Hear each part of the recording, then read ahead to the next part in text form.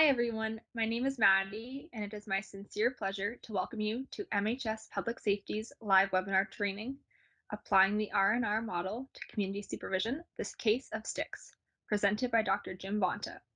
We are thrilled to have you here with us today, and we would like to begin by telling you a bit about MHS Public Safety and going over some frequently asked questions.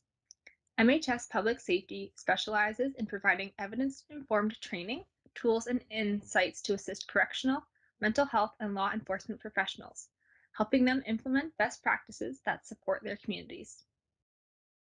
Our top priority for today is to ensure you have an enjoyable and educational webinar experience. If you experience any issues, please do not hesitate to contact me, as I will be serving as today's moderator. My contact details were included with the email sent to you this morning, and I have also included my details in the chat window. A recording of today's session will be available on demand in about 1 week. Now, please allow me to answer a couple of frequently asked questions. First, how do I ask a question? The Q&A panel is located at the top right corner of your screen, the first icon of the three that looks like two speech bubbles. A window will appear to the side of the webinar, and you can find the Ask a Question button at the bottom of this window. The question may take a few seconds to appear in the feed, but rest assured we will see it. Questions for Dr. Bonta related to the content of the webinar will be read aloud and answered following the presentation. Second, who do I contact if I run into any technical problems?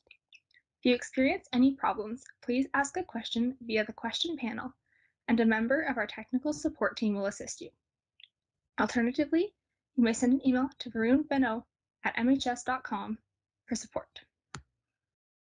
Now, without further ado, it is my great pleasure to introduce to you Dr. James Bonta. Dr. Bonta received his PhD in clinical psychology from the University of Ottawa in 1979. Upon graduating, Dr. Bonta became the chief psychologist at a maximum security detention center for adults and young offenders, where he established the only full-time psychology department in a jail setting in Canada. In 1990, Dr. Bonta joined Public Safety Canada, PSC, where he was Director of Corrections Research until his retirement in 2015. While at PSC, he co-developed with other researchers at the PSC the Strategic Training Initiative in Community Supervision, STICS. Dr. Bonta has published extensively in the areas of offender rehabilitation and risk assessment. His latest publications include the text co-authored with the late D.A. Andrews entitled The Psychology of Criminal Conduct, now in its 6th edition.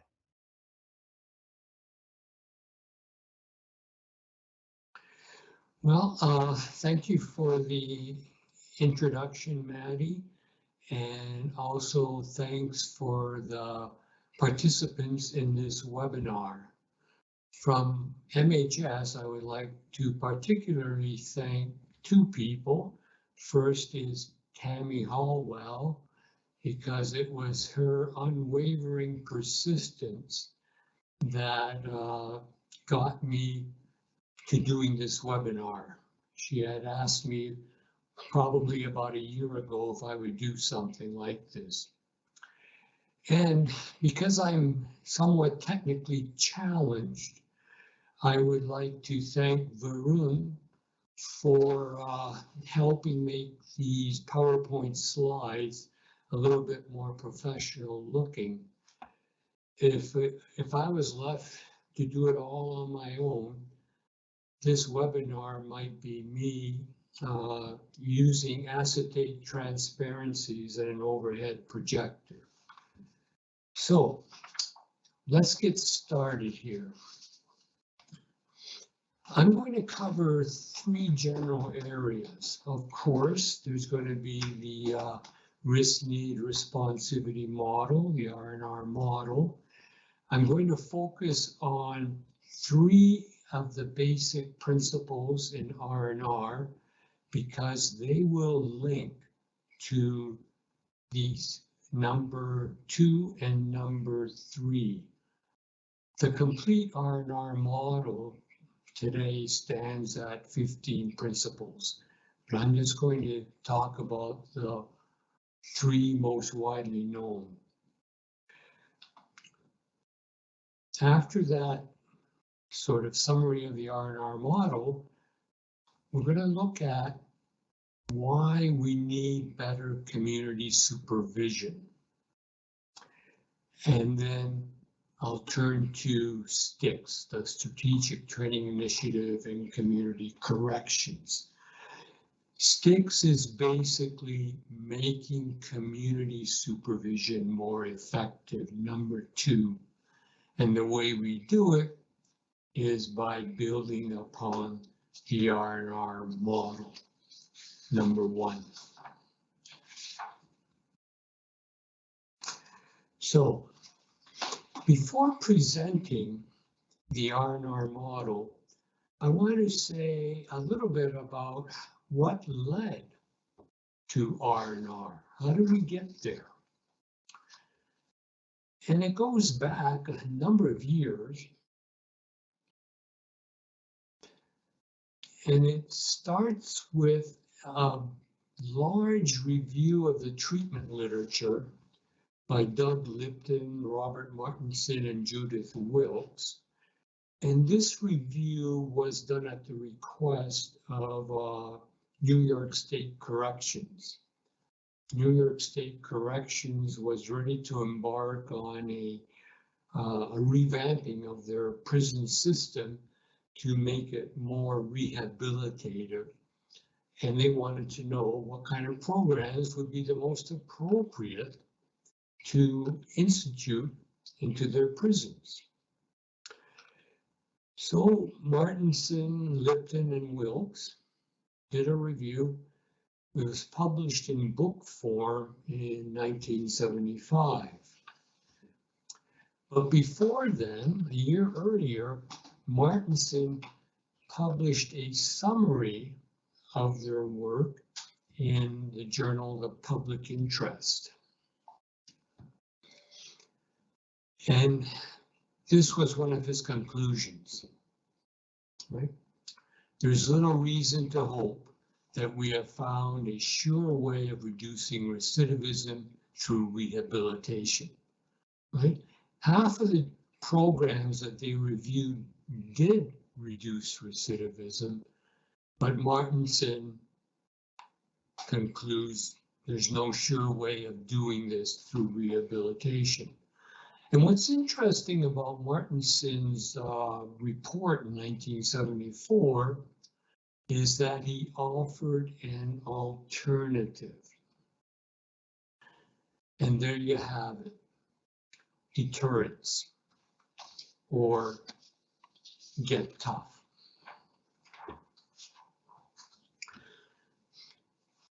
Now, the Nothing Works movement, the Get Tough movement, was huge in many countries. And the United States in particular embraced it. I'm not going to read all the bullets in that slide, but you can see how America has such a large incarceration rate. More money is spent to incarcerate than on education. And let's bring it down to the personal level, right? The human cost. Of course, we deny liberty to people, putting them into prisons. When they come out, they have difficulty finding employment. And sometimes you even have, many times, personal degradation of the individual, the person. Now, it can be argued that maybe it's all worth it, you know, if it truly deters offenders, those in conflict with the law, to reoffend, then maybe it is worth it. And what we need to do, though, is look at the evidence. And there have been 2 large reviews of the literature. So here we are, 20 years apart. These are meta-analytic summaries, and both reviews conclude that if anything, custodial sanctions are criminogenic. our get tough approach actually increases recidivism. So the conclusion, and I think today most people would agree, that is that deterrence does not work. The question we now pose is, why doesn't it work? You know, at a very basic level, we think it's common sense that if you hurt someone when they do something that you don't like, they'll stop doing it. But it doesn't appear, at least in the criminal justice system. So why doesn't it work? Now, the answer, to get that answer, I turned to my undergraduate professor many, many years ago. I don't want you to be fooled. My dear professor here is much smarter than he looks. He taught me and thousands of psychologists lessons about the effectiveness of punishment. And actually, because, you know, I was an undergraduate in the early 1970s, undergraduate psychology students actually did have their own pigeons and their own rats to experiment on. But coming back to punishment, these experiments taught us a lot about when punishment works under what circumstances. So, what are those lessons? There is a huge literature on the psychology of punishment. And this is what we know. Punishment can only inhibit or suppress behavior. There is no way on earth you can teach any new behaviors through punishment. The only behavior, and I don't know, I use the term loosely, the only behavior is freezing, you know, learned helplessness, not doing anything. But if you want to suppress behavior and you want to use punishment to do it, what do you need to do? What do you need to keep in mind?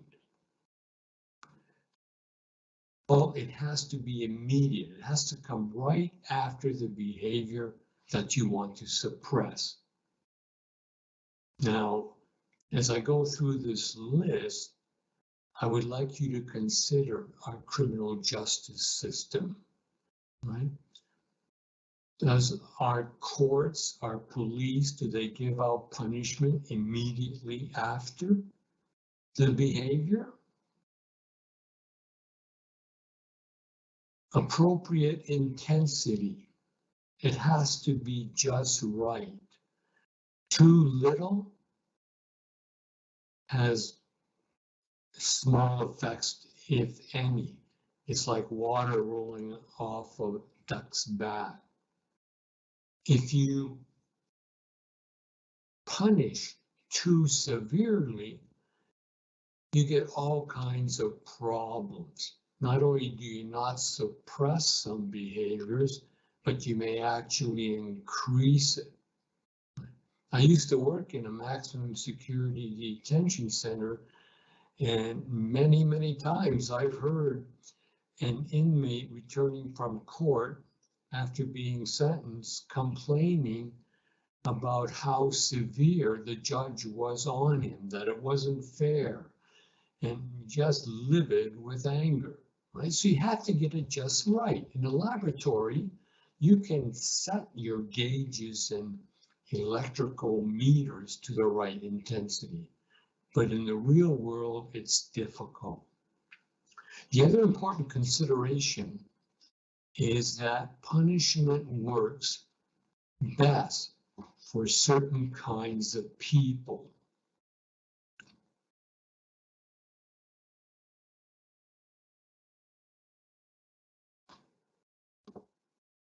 right? You look at those characteristics. Who does that characterize? It's probably the kind of person who has not yet left this webinar. Right? Is this your typical description of one who has been in trouble with the law? Not at all. So now we have lots of evidence that deterrence, getting tough, does not work. We know why it doesn't work. So it appears we're back to square one, but not quite. We need to come back and look more closely at rehabilitation. Now this bar graph here shows that providing treatment is associated on average with a 12 percentage point reduction in recidivism. That's the green, right? Getting tough on crime, the red, if anything, increases recidivism. Doug Lipton and his colleagues knew that there's variation, right? This is an average.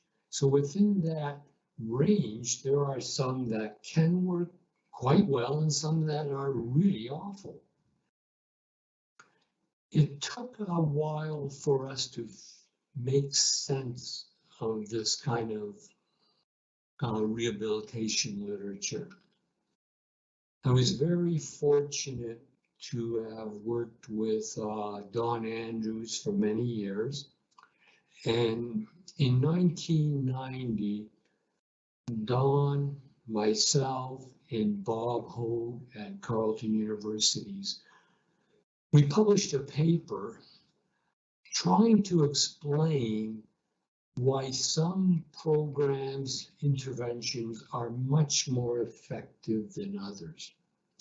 In 1990, our paper talked about 4 principles, but I'm just going to speak to 3 of them because they are the ones that are going to be really important in what is to follow. The first principle we come to is the risk principle, right? And the idea here is make sure you minimize services to low risk and provide treatment services to the higher risk. And these services, notice that if it's not any kind of service, but a particular type of service. And this brings me to the second principle. We have in treatment programs, all treatment programs try to help their clients change in some way. In the criminal justice system, it's very important to make a distinction between criminogenic and non-criminogenic needs. Criminogenic needs are related to the criminal conduct of the individual, and if you can successfully target them, you can reduce recidivism. Non-criminogenic needs do relatively little, right? If you have a client and he has poor self-esteem or she has poor self-esteem and you try to boost the self-esteem, you're just going to get a confident criminal. Third, cognitive behavioral treatments work best with this clientele. They're structured, concrete, action-oriented. They match the personal characteristics of many people who are in conflict with the law. So the third principle is called the responsivity principle. And general responsivity talks about cognitive behavioral interventions. They work best, as the data before showed. And you can even go further and modify your cognitive behavioral intervention more specifically to the person's various characteristics. You may do cognitive behavioral treatment differently with a young person than an older person, a woman as opposed to a man, or an indigenous person and a non-indigenous person. Right? So we have the responsivity principle.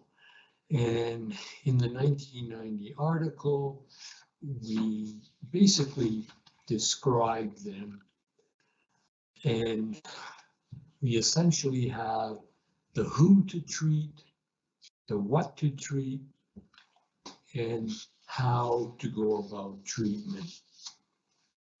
And through a number of meta-analyses, we've learned that if you're able to apply these principles well, you get very positive results, right?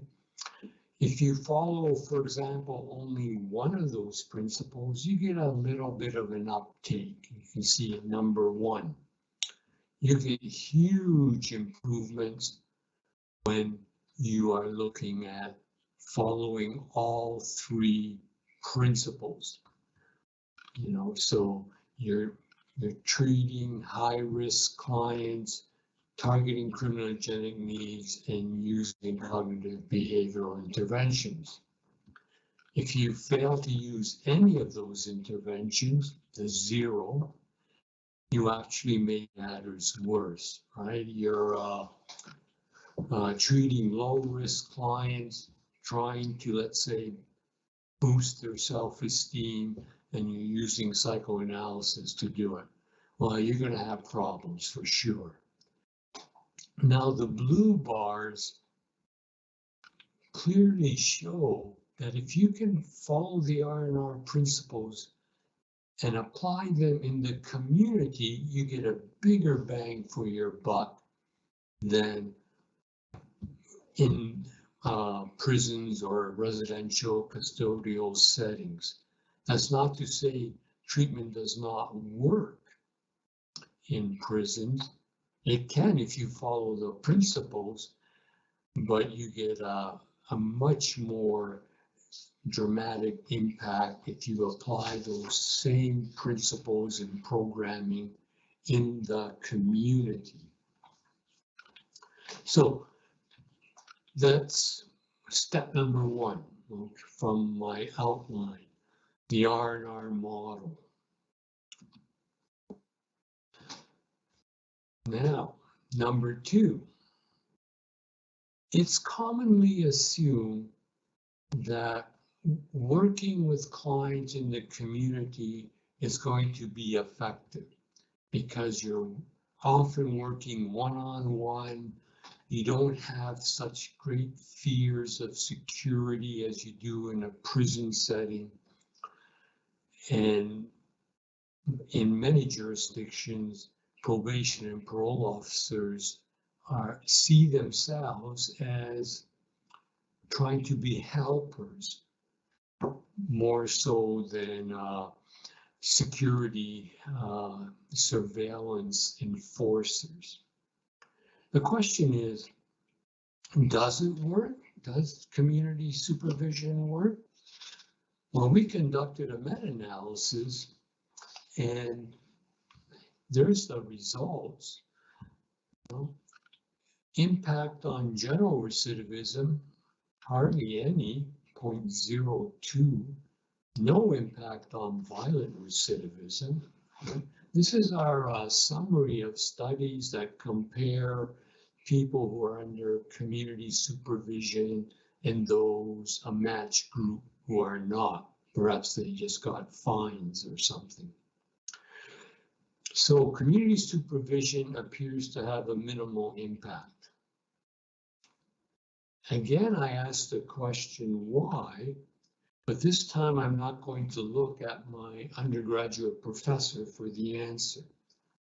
What you need to do is look more closely at what probation and parole officers actually do. Well, there are a number of studies looking at this, and 3/4 of their time is spent in non-face-to-face contact, writing reports, making sure that they're coming in on time in the evening, so on and so forth. About 25% of a probation parole officer's time is spent with seeing the client. And we have the general term providing counseling. But what's the form of this counseling? Well, we actually did a study in the province of Manitoba where we asked 62 probation officers to audio record their sessions. And we also were allowed to review their files. And we basically wanted to ask those 3 questions and see whether or not they're following RNR in their face-to-face, one-on-one sessions with the clients. So, what did we find? Not too good application of the risk principle. Notice here that medium risk clientele were seeing less than low risk clientele. And this is despite a policy within the province to follow the risk principle. Devote more of your time to the higher risk and minimize time with the low risk. Now, what about the need principle? Well, those are some very important criminogenic needs. And what we find is the average probation officer in this study anyways spends a fair amount of time discussing substance abuse issues and family marital issues. But some of the other areas, criminogenic needs, are less likely to be discussed or addressed in supervision studies. Look at attitudes. This is basically pro-criminal attitudes. It's hardly ever addressed in these supervision sessions. Now, what about responsivity? What about following cognitive behavioral interventions? Probation officers were very good at providing pro-social reinforcement to their clients, but when we examine other cognitive behavioral interventions, they become much less frequent. And look at the bottom. Now, this is going to become very important later on when I discuss STICS, cognitive restructuring. What that means is addressing the pro-criminal thinking of the client, getting the client to recognize, oh, this kind of thinking, it's okay to steal, can lead to behavioral difficulties. And then what you need to do is replace those pro-criminal thinking patterns with pro-social thinking patterns. And this is a very important technique in all cognitive behavioral interventions. And what we find, it was never, ever evident in this study. When you look at what goes on behind closed doors in a probation office with respect to following the principles of RNR, we find very poor adherence to that. So this study was very influential in persuading some probation agencies across Canada that maybe there's ways to do better. And we thought at Public Safety Canada, what would happen if we actually went out and trained probation officers to follow the RNR principles? Now, I was super fortunate to have a great research team at Public Safety Canada. I had fabulous upper management support for my work over the years on STICS, from my immediate director at the time, Bob Cormier, going up to Mary Campbell, Sean Tupper as Assistant Deputy Minister. These people were very supportive. But the team was also fabulous because I had two great psychologists working with me, Tanya Ruggie and Guy Bourgon.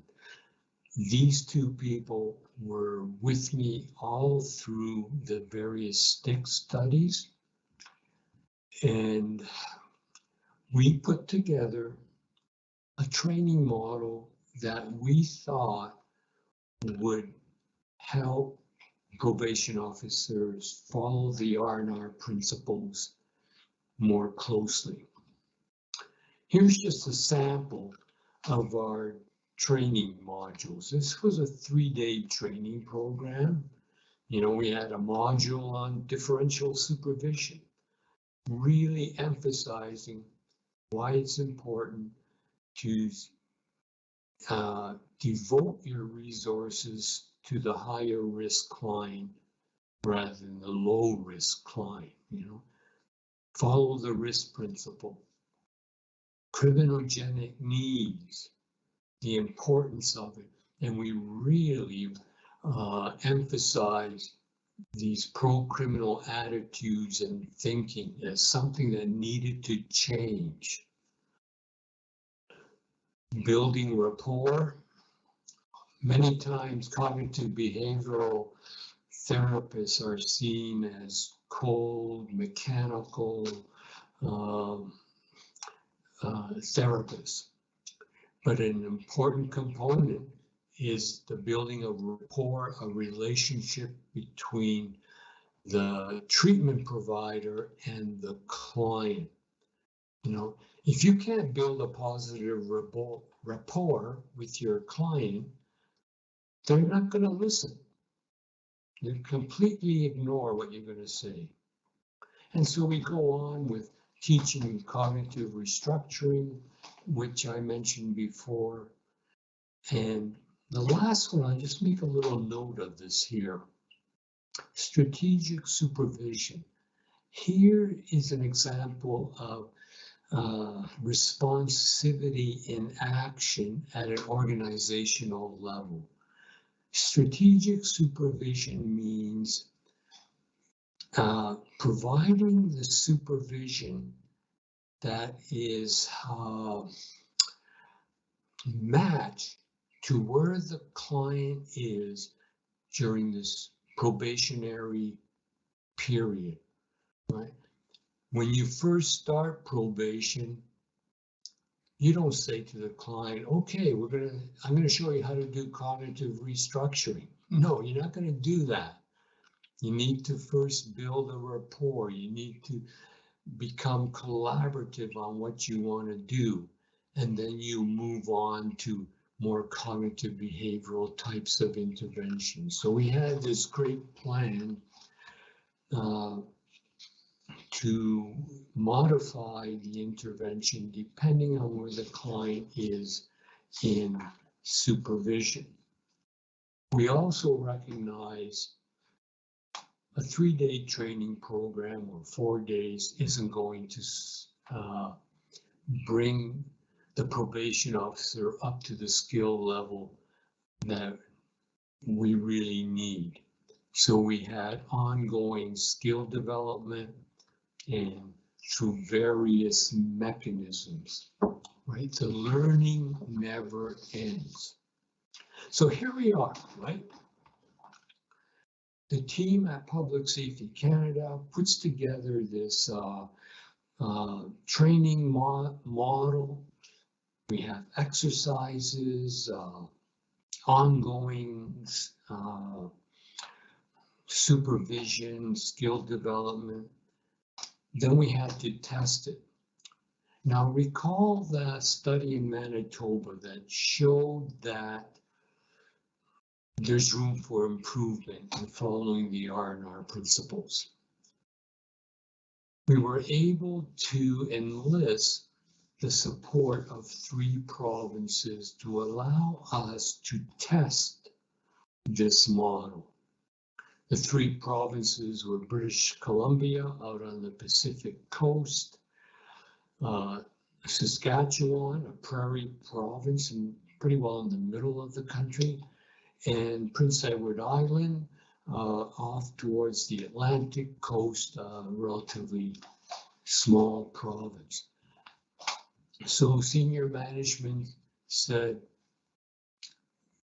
we would like to participate. We went out and enlisted volunteer probation officers, and we told these probation officers, listen, this is a randomized experiment. Some of you are going to get the training and others won't, right? So everyone was a volunteer, and that's okay for this evaluation because of random assignment. There were volunteers in the control group and volunteers in the training group, STICS group. Everyone was asked to audio record their findings, and they were also asked to select medium to high risk clients, right? Low risk clients were excluded from the study, right? We wanted to follow the risk principle. So what did we find? What we found is what we had expected, right? The train group showed changes on what was important, the focus on attitudes, criminogenic needs, less focus on non-criminogenic needs. You see the control group there spending little time on attitudes, more time on non-criminogenic needs. Look at the skills. We saw evidence through the audio recordings of using cognitive behavioral techniques more frequently than the control group. So what we see on these results from the audio recordings is that the probation officer's behavior had changed. Now, what about the clients? What happened with the clients? We followed the clients up over a 2-year period. And remember, these are medium to high risk clients, and we found a reduction in recidivism.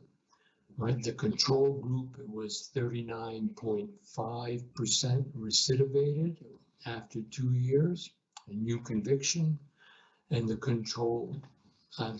train group, the STICS group, was 25%. So from that study, we started the training in about 2007 or so. By the time we did the recidivism follow-up, we found it was published in 2010 and 2011 in the journal. So the results of that one experiment were promising, but for us at Public Safety Canada, it led to a problem. We received requests to help a number of other jurisdictions develop STICS in their agencies. We had in Canada, we had Alberta, Correctional Service of Canada, Ontario. We even had international interest, Denmark and Sweden. And we did provide some assistance to these different jurisdictions. We couldn't do full-fledged experiments everywhere. We did one in Alberta. But the one I want to describe now is, I think, our most important study. British Columbia, you can see it there in red on the Pacific coast. For those of you who are not Canadians, you'll know of Vancouver, the largest city in the province.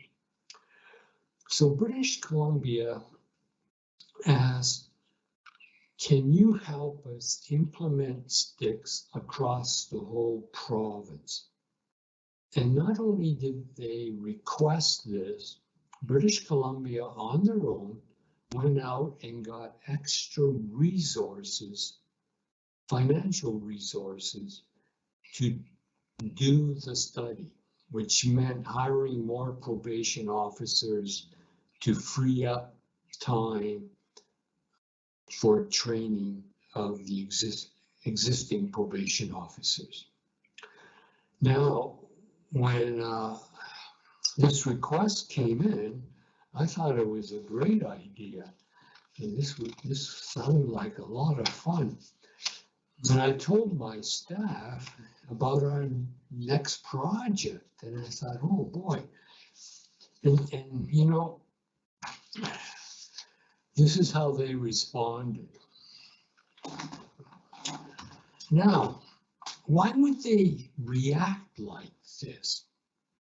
I just couldn't understand it. So I looked more closely at what we planned to do, right? We were going to train 375 probation officers, right? In our original experiment, much fewer than 375.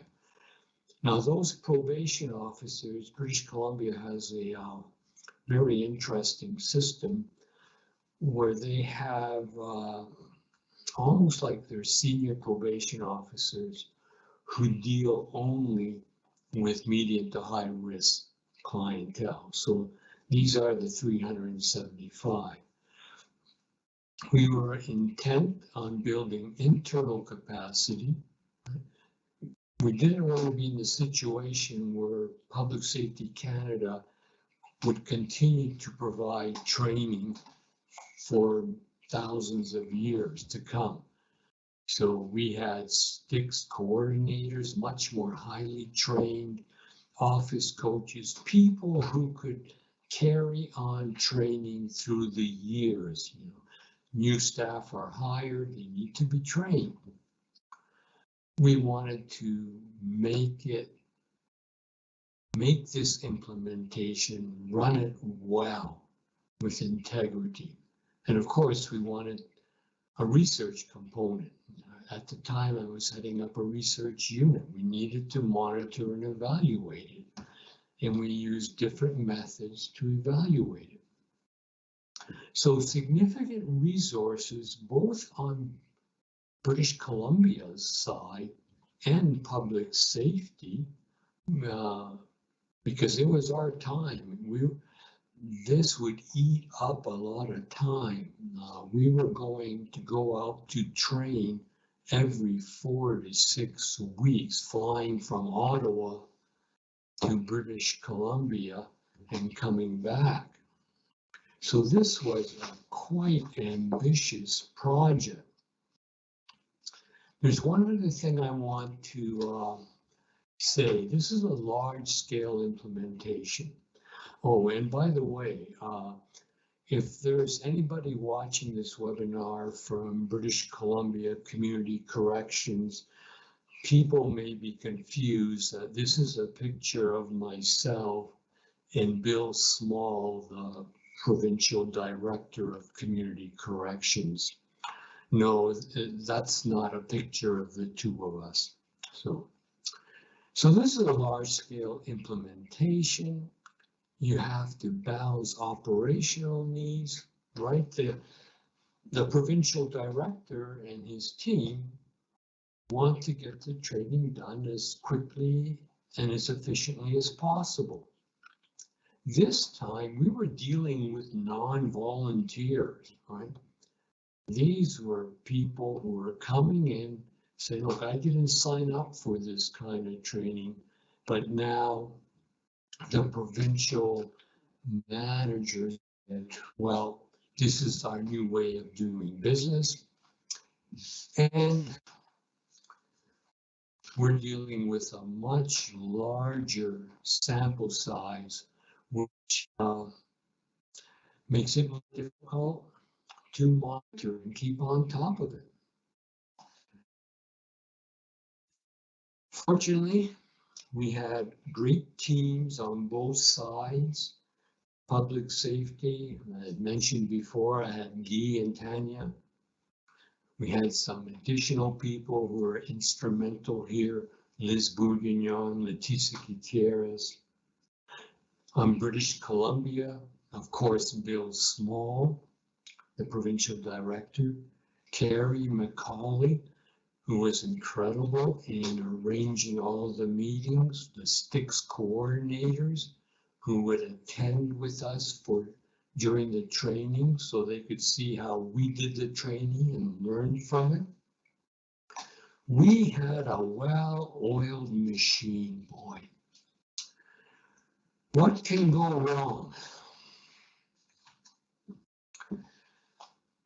Well, as I mentioned before, we were monitoring how the project was unfolding. Before coming to training, probation officers were asked to submit audio recordings of supervision. So we had a baseline, a comparison starting point. And of course, after training, they also had to continue submitting recordings, right? We wanted to do a comparison before training, after training. Well, what we found was that the submission of recordings was not where we were hoping to have it. And this is an important thing to monitor, because this also meant that we might have a problem in commitment, right? Probation officers who didn't submit recordings either before or after were more likely less committed to STICS than what we were hoping for. And so we did the unspeakable. Now, I've been around maybe a little bit too long, and I've seen lots of rollouts of new programs, and there's a lack of monitoring of implementation. And even when management sees things aren't going well, they don't do anything about it. Luckily for us, Bill Small and the senior managers in British Columbia agreed to stop all trainings. We put a pause on everything. And we wanted to learn why, what's going on here. So Tanya Ruggie and we jumped into a rental car in British Columbia and drove around meeting probation officers in their office to try to figure out what's slowing them down. What are some of the obstacles to a more vigorous commitment to STICS. So from the feedback we got, we made various changes to the way we did training and presented our material, and also at the same time, senior management was saying to probation officers, no, this is not the flavor of the month. This is going to be our new business model for community corrections. And you could see the uptake in commitment to STICS. So what did we find in this study? Well, after training, better adherence to the need principle. From the audio recordings, more attention to criminogenic needs, less attention to non-criminogenic needs. And you could see dealing with pro-criminal attitudes significantly jumped. In terms of skill level, we have increases after training on both behavioral techniques and cognitive techniques. That's that cognitive restructuring, all right? Cognitive behavioral, the far left of the slide is a combination of the two others. That's why it's higher, okay? So we have on the content of discussions and the intervention skills, we have improvements after training.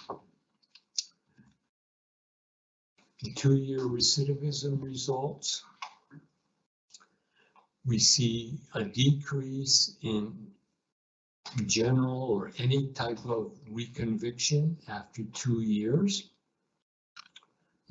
The PreSTICS group is a random sampling of clients who were under supervision prior to their probation officer being trained. That's what the PreSTICS group is.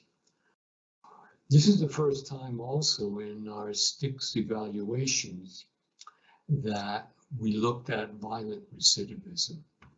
And we also, in here too, we found a reduction in violent recidivism.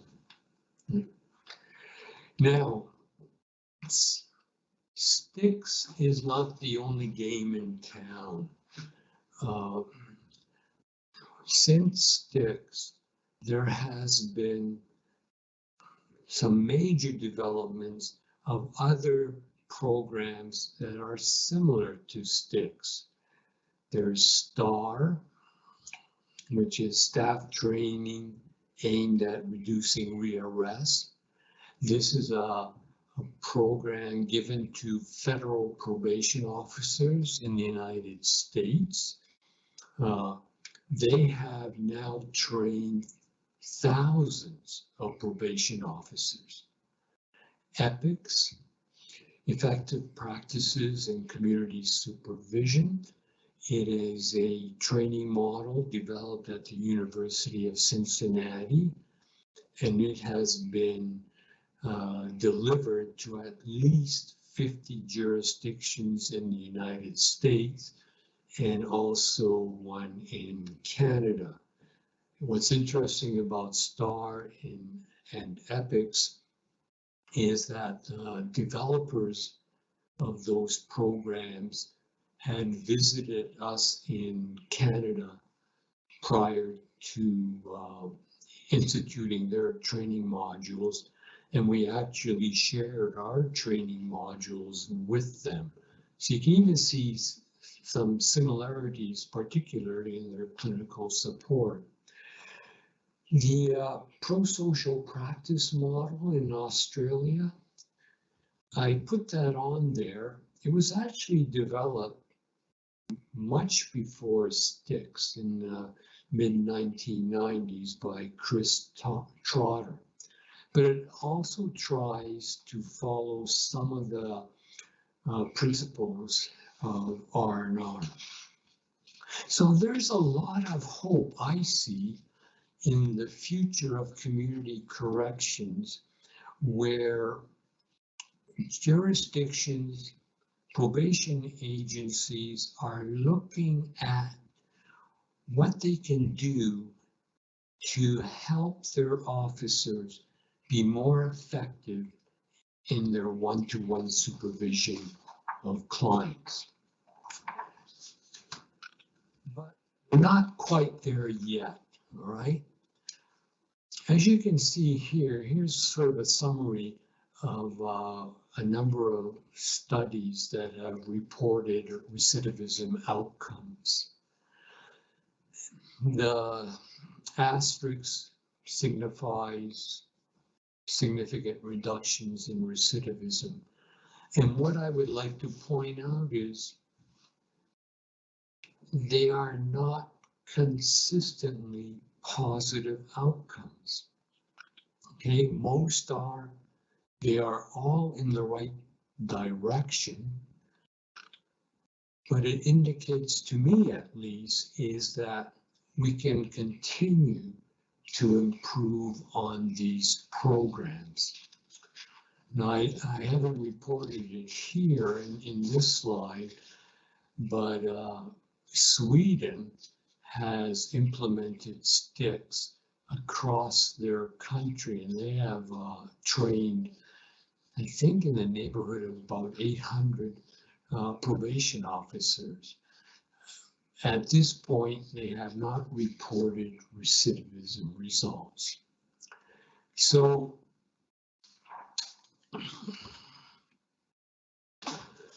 you know, if we're going to have improved community safety, it's not through getting tough, not through surveillance, it's through rehabilitation. And the rehabilitation services really need to follow the RNR principles. And as STICS has shown, you can do it, right? You can provide training that leads to this reduction in recidivism. And importantly, if we're going to have large impacts on our communities, we can do it on a large scale. So I am quite optimistic about the future. I hope some of you see or share this optimism. And finally, I just want to thank you.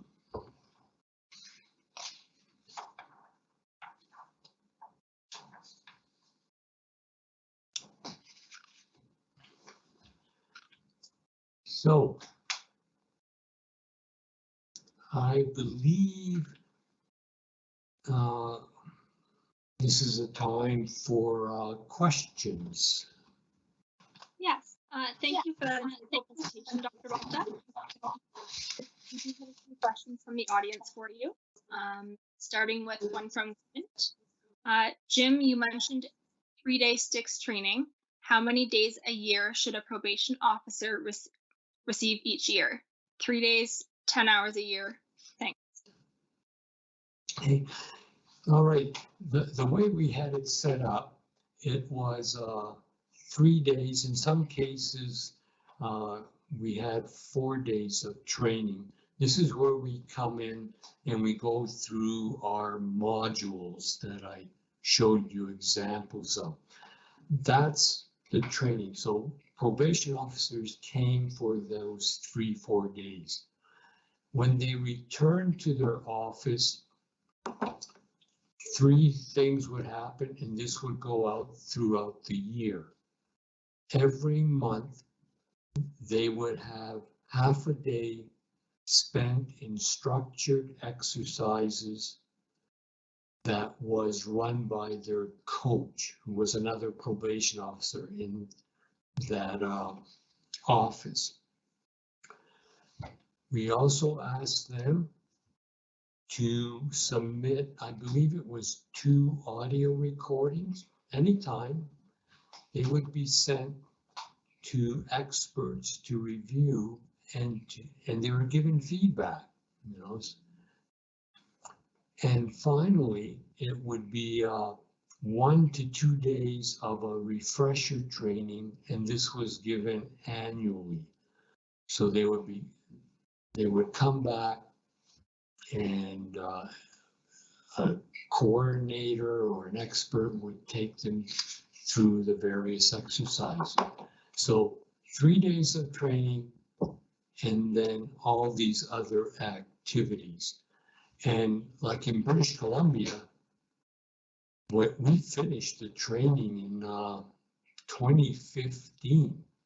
They are still doing this ongoing monthly meetings, refreshers, audio recordings to this day.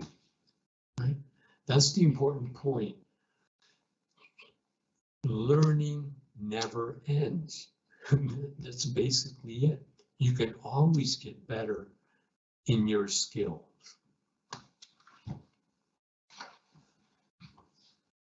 Right, fantastic, thank you.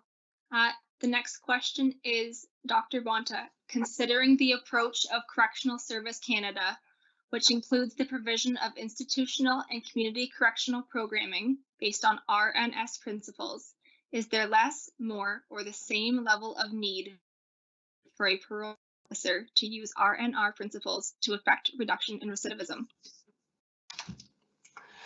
Well, this is a tough one, okay? But I am now retired. So one thing I did not go into, we actually ran a small pilot project with a small group of community parole officers who specialize in the supervision of women offenders. We were not able to complete the study for various reasons, but one of the things that we did learn is that when we were, because they also submitted audio recordings, their behaviors with respect to R&R with their clients was no better than any of our control groups in the provinces. So it clearly, at least for this group, and I really don't have data on the others, there is room for training in STICS-like skills. I hope that answers your question. Awesome. So the next question, I know a lot of POs that want to do the kind of R&R work you're talking about, especially the cognitive restructuring, attitudes, etc. Because of the admin tasks and high workloads, this is hard for them to maintain. How long after training did you collect recordings, and has there been any recent follow-up of those POs that were trained in STICS to see if the practice is being maintained? Yeah, I'll speak specifically about the British Columbia, where we did the large implementation. I noted that when we did that, British Columbia actually secured additional resources to hire additional staff, right? It's true, probation officers are sometimes swamped with a lot of administrative staff. So in British Columbia, administrative work. So in British Columbia, we needed, for example, in every office or almost every office, a coach who was trained to a little bit higher level of degree. And that was the coach who spent one morning a week and also time more informally during the month to provide guidance, support, feedback to the fellow probation officers in that office. And that meant they couldn't do their regular full caseload. So thankfully, the province was able to reduce the caseload for these people. And then I mentioned that the STICS coordinators, these were probation officers who were full-time working with probation officers across the province. Right? So you start moving resources to support what really matters, the skills and interventions with them. Now, the question, have we followed them up? Well, as mentioned in the introduction, I retired in 2015, and there has been no follow-up as to, or formal follow-up and evaluation as to whether or not they're still using the skills. All I can tell you is I regularly speak with the provincial director in British Columbia, and he will regularly give me feedback from the field that indicates to me, albeit anecdotally, that probation officers are still doing what we had trained them to do. And in fact, when new probation officers are hired and come on board and are trained by the more experienced one, they can't believe that there was something different before STICS, that business was done differently. So I don't know what else to say. That's awesome, Dr. Bonta. Thank you. Mary says, what supervision model is CSC using, and why are they still not using STICS?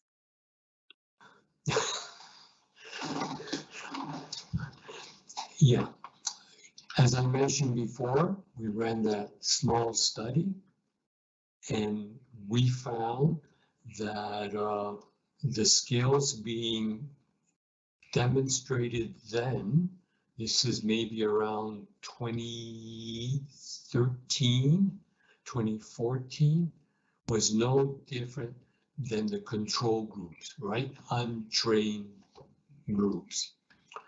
What supervision model are they using today? I really don't know. I have not heard of any special training of parole officers within the Correctional Service of Canada that reflects the kind of R&R based training that we have in STICS, or if you look internationally, STAR and EPICS in the United States. Wonderful. The next question is STICS still being actively used in British Columbia? Why was the program halted in Ontario if research shows it is effective to reduce recidivism and enhance PPO skills? Okay, well, yes, in British Columbia, STICS is still being used, as I just mentioned in response to the earlier question. It is the new way of doing business in British Columbia. Now, it is true that in Ontario, we supported the use of STICS in the province. Now, for those who are not from Canada, Ontario is the most populous province in Canada, a very large correctional system compared to the other provinces. So we had provided support to Ontario, and in fact, they were planning to roll it out across the province. And I know before I retired, I had been involved in some very early training with Guy Bourgon and Tanya Ruggie and Liz Bourguignon in beginning to train people in different regions of the province. And what happened to that? All I know is the province elected a new government, and the new government, I believe, gave directions to halt the rollout implementation of STICS and perhaps look at some other kind of training supervision model. So that's pretty well the last I've heard, and I know it's too bad, but it happened. So the next question is, what did you do to improve the engagement with POs in BC? Well, there are two things that happened. You know, after Tanya and I did a road trip around the province, we came back and, we asked probation officers to complete questionnaires that, and, what kind of difficulties were they having? How can it make it easier? And all kinds of things were problematic. Even such minor things as needing instructions on how to upload their audio recordings, to our website. Having managers help them in selecting clients, because we had sort of a random selection process going on. They found some parts of the training module difficult. They wanted more practice in it. So we would improve exercises in presenting some of the material, try to be more clear. And while we were working on improving the training and adherence to the research protocols, the managers in British Columbia were meeting with the line staff and talking about how they as managers can support the frontline staff in becoming engaged in STICS. So when we restarted the training after like a 9-month pause, we came back with, we think, a better presentation of the STICS training, more relevant exercises to do, and at the same time, there were better supports in helping the probation officers find the time to practice STICS, how to upload the audio recordings more efficiently. And, the coaches were there to answer questions and help. So a number of things came into play, which I think helped to make the STICS implementation in British Columbia successful. Thank you so much. The next question is from James. Is there scope for STICS training module and resources to be shared so we can adopt it in our program approach to delivering case management? Our program is in Australia and we provide case management for those released into the community. Yes, we have received, over the years, interest like that, right? And as I mentioned before, there had been the sharing of the STICS manuals with United States, the developers of STAR and EPICS. We had, Sweden was an unusual venture for us. Yes, we did share the manuals, but we as a core group in Public Safety Canada also went to Sweden to train some of the main people to implement STICS there. So we had two important probation officers who attended all the training, and we provided additional support. Now, I will come to the Australian question. Denmark also wanted to have STICS in their country. And what happened there is they sent 3 people to sit in on our trainings and observe it. And we also then gave our manuals to Denmark. Now, when they went back, because Public Safety Canada didn't have direct involvement with Denmark, and STICS was developed by Public Safety Canada, and it's almost like a crown copyright. They developed what was called Mosaic. So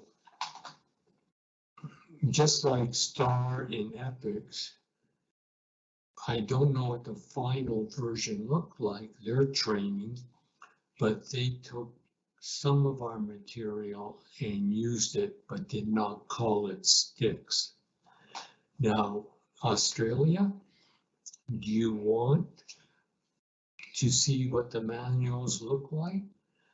I would encourage you to directly contact Public Safety Canada, the research unit there.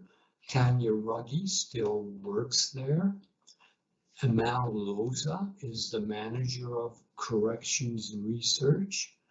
She could help you with figuring out how you could get our manuals or what we do, and maybe get some long distance support from Tanya Ruggie on this.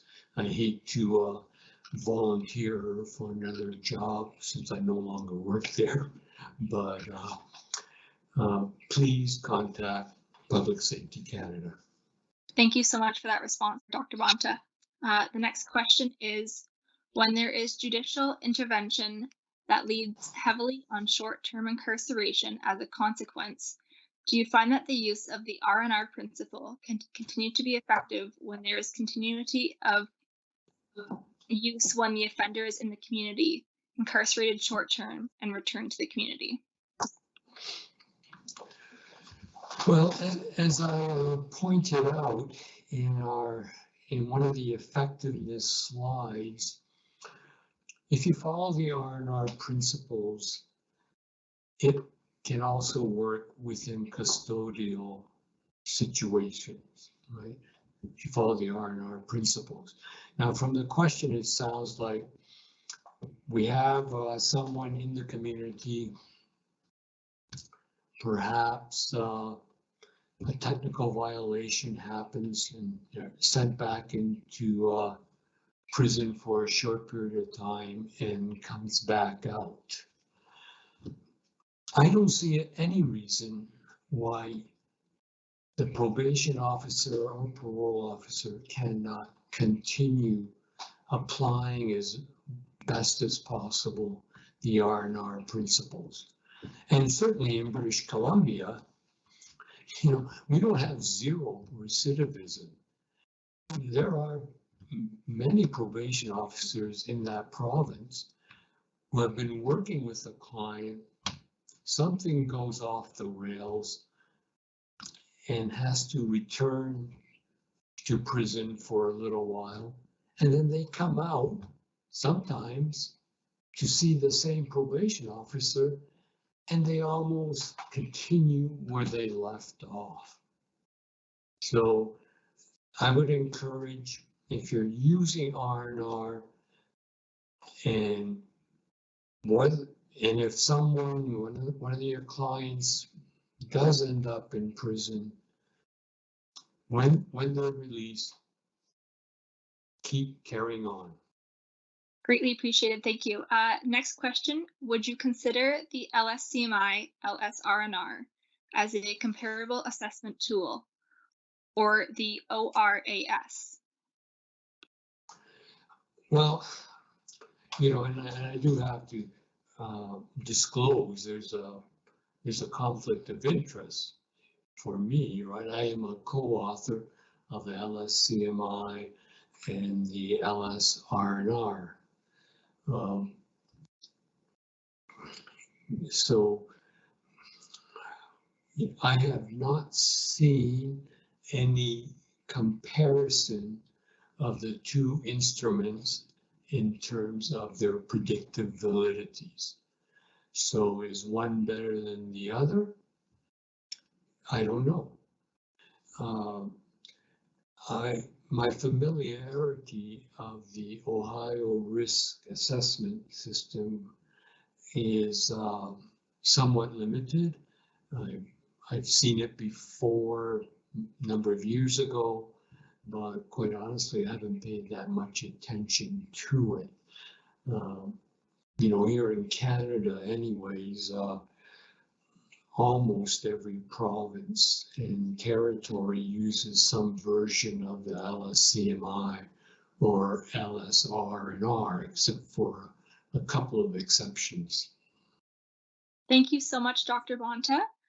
That's all the time we have for today. Thank you everyone for your questions. And again, Dr. Bonta, thank you for the excellent presentation. We wish everyone a great day. Okay, thank you everyone.